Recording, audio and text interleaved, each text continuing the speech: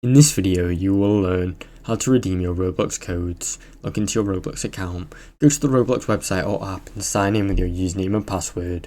Go to the code redemption page. Open your browser and visit the official Roblox code redemption page by navigating to roblox.com/redeem.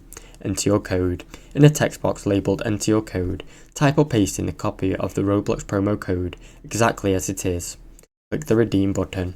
Press the redeem button to submit your code and check if it is valid.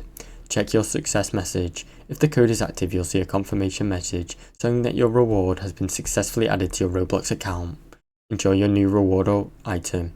Go to your inventory or avatar editor to find or use your newly redeemed item or reward in your Roblox games. Now you know how to redeem your Roblox code. Thanks for watching. Don't forget to like and subscribe.